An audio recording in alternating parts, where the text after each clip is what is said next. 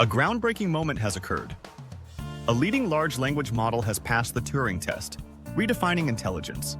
In this new study, researchers revealed OpenAI's GPT 4.5 was mistaken for a human a staggering 73% of the time.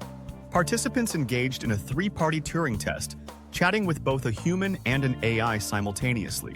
Surprisingly, even with sophisticated AI, distinguishing between human and AI proved challenging for most participants.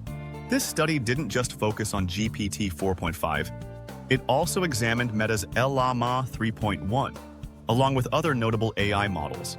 Lead author Cameron Jones emphasized that people couldn't reliably tell humans from the advanced AI, achieving random chance levels.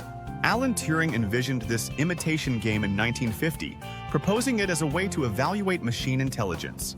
A diverse group of nearly 300 participants took part in this online experiment across 8 thrilling rounds. The prompt given to the AI made all the difference. Persona instructions enhanced performance dramatically. However, these results beg a deeper question about AI's true intelligence and our evolving relationship with technology. What do you think about it? Comment down below, and don't forget to hit that subscribe button for daily tech news.